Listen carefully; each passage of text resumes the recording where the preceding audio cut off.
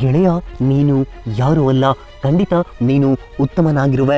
ಅವರ ಜೀವನ ಆಗಿದೆ, ನನ್ನ ಜೀವನ ಹೀಗಿದೆ. ತುಂಬ ಕಷ್ಟ ಎಂದು ಯೋಚಿಸಬೇಡ. ಕಷ್ಟಗಳೆಲ್ಲವೂ ಜೀವನದ ಒಂದು ಭಾಗ ಅಷ್ಟೇ. ನೀನು ಕೇವಲ ಸಾಮಾನ್ಯನಾಗಿ ಬದುಕಲು ಈ ಭೂಮಿ ಮೇಲೆ ಹುಟ್ಟಿಲ್ಲ. ನೀನು ಎಕ್ಸ್ಟ್ರಾಡಿನರಿ ಆಗಿ ಬೆಳೆದು ಈ ಸಮಾಜಕ್ಕೆ ಪರಿಚಿತವಾಗಲು ಹುಟ್ಟಿರುವೆ. ಇಲ್ಲಿ ನಿನ್ನ ಶಕ್ತಿ ಏನೆಂದು ನಿನಗೆ ಮಾತ್ರ ತಿಳಿದಿದೆ. ನೀನು ಬಲಶಾಲಿಯಾಗಿರುವೆ. ಈ ಜಗತ್ತಿಗೆ ನಿನ್ನ ಸಾಧನೆಯ ಅರಿವನ್ನು ಮೂಡಿಸಲು ಇಲ್ಲಿ ಹುಟ್ಟಿರುವೆ. ನೀನು ಕೇವಲ ಬದುಕಲು ಹುಟ್ಟಿದವ ಅಲ್ಲ, ಈ ಜಗತ್ತಿಗೆ ನಿನ್ನ ಪರಿಚಯ ಮೂಡಿಸಲು ಹುಟ್ಟಿರುವೆ. ಅನೇಕ ಕನಸುಗಳು ನಿನಗಿವೆ ಎಂದು ನಾನು ಭಾವಿಸುತ್ತೇನೆ. ಹಾಗಾದರೆ ಆ ನಿನ್ನ ಕನಸುಗಳನ್ನು ಸಾಕಾರ ಮಾಡದೆ ಜೀವನ ಕಳೆದರೆ ನಿನ್ನ ಹುಟ್ಟಿಗೆ ನೀನು ಏನು ಅರ್ಥ ಕೊಡುವೆ? ನೀನೇ ಯೋಚಿಸು. ಸುಮ್ಮನೆ ಸಮಯ ಕಳೆಯುವ ನಿನ್ನ ಆಲಸ್ಯವನ್ನು ಬಿಟ್ಟು ಬಿಡು. ಗೆಳೆಯ, ನೀನು ಸಹ ಇತರರಂತೆ ಸುಮ್ಮನೆ ಹೊತ್ತು ಕಳೆಯಲು ಹುಟ್ಟಿದವ ಅಲ್ಲ. ಅದು ಅಂದುಕೊಂಡಿರುವುದನ್ನು ಸಾಧಿಸಲು, ಅದು ಸಾಧನೆಗಾಗಿ, ಗುರಿಯ ಸಾಧನೆಗಾಗಿ ನೀನು ಬದುಕಬೇಕು. ಗೆಳೆಯ, ಇಲ್ಲಿ ಹೋರಾಡಬೇಕು ಎಂಬುದನ್ನು ಮರೆಯಬೇಡ. ಇವತ್ತಿನ ಈ ವಿಡಿಯೋ ಮುಗಿಯುವ ಹೊತ್ತಿಗೆ ಸಾಧಿಸುವ ಛಲ ಮತ್ತು ಕಿಚ್ಚನ್ನು ಹಚ್ಚುವ ದೊಡ್ಡ ಪ್ರೇರಣೆಯನ್ನು ನನ್ನ ಮಾತುಗಳು ನೀಡುತ್ತವೆ ಎಂಬ ಭರವಸೆ ನಾನು ಕೊಡಬಲ್ಲೆ. ಈ ಜೀವನದಲ್ಲಿ ಕಷ್ಟಗಳಿಗೆ ಎಂದಿಗೂ ಅಂಜಬೇಡ. ಎದುರಾಗುವ ಸವಾಲುಗಳನ್ನು ಎದುರಿಸಿ ನಿಲ್ಲಲು ಸಿದ್ಧನಾಗು. ಏಕೆಂದರೆ ಇಲ್ಲಿ ನಿನಗೆ ನೀನು ಮಾತ್ರ. ಸಂತೋಷದ ಕ್ಷಣಗಳಲ್ಲಿ ಮಾತ್ರ ಸಂಬಂಧಿಕರಿರುತ್ತಾರೆ, ಕಷ್ಟಗಳಲ್ಲಿ ಅಲ್ಲ. ನಿನ್ನ ಜೀವನಕ್ಕೆ ಸನ್ಮಾರ್ಗದ ಹಾದಿಯನ್ನು ನೀನೇ ಸೃಷ್ಟಿಸಿಕೊಳ್ಳಬೇಕು. ನೀನು ನಿನ್ನ ಸ್ವಂತ ದಾರಿಯಲ್ಲಿಯೇ ಸಾಗಬೇಕು. ಹಾಗಾದರೆ ಈಗ ನಾನು ತಿಳಿಸುವ ಮಾತುಗಳನ್ನು ಪ್ರತಿದಿನ ಬೆಳಗ್ಗೆ ಎದ್ದ ತಕ್ಷಣ ನಿನಗೆ ನೀನೇ ಹೇಳಿಕೊಳ್ಳಬೇಕು. ಮೊದಲನೇದಾಗಿ ಹೇಳು, ನಾನು ಗೆಲ್ಲಲು ಹುಟ್ಟಿದ್ದೇನೆ ಹಾಗೂ ನಾನು ಗೆಲ್ಲುವ ಪ್ರಯತ್ನದಲ್ಲಿಯೇ ಇರುತ್ತೇನೆ.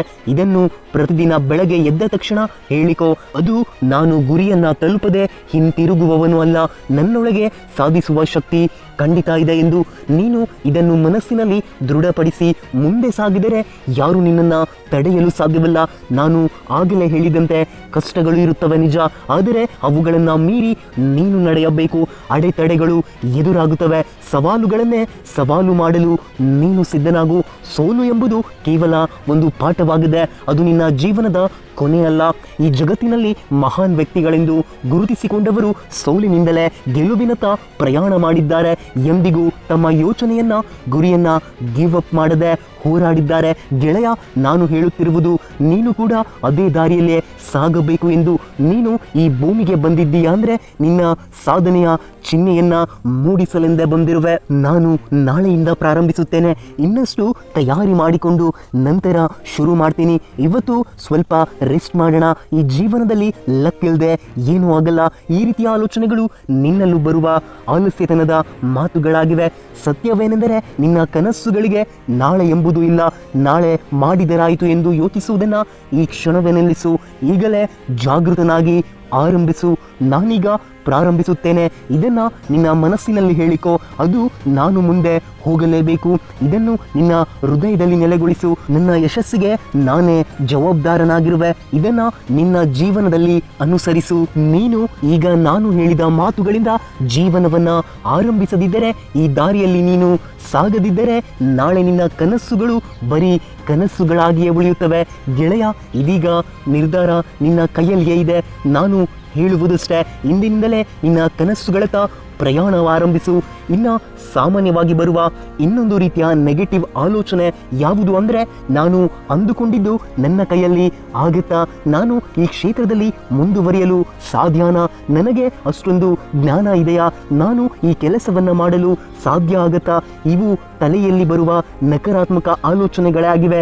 ಆದರೆ ಇಲ್ಲಿ ಗಮನವಿಟ್ಟು ಕೇಳು, ಈ ರೀತಿಯ ಆಲೋಚನೆಗಳು ನಿನ್ನ ಕನಸುಗಳನ್ನು ನಾಶ ಮಾಡಲು ನಿನ್ನಲ್ಲಿ ಮೂಡುವ ಪ್ರಶ್ನೆಗಳಾಗಿವೆ ಅಷ್ಟೇ.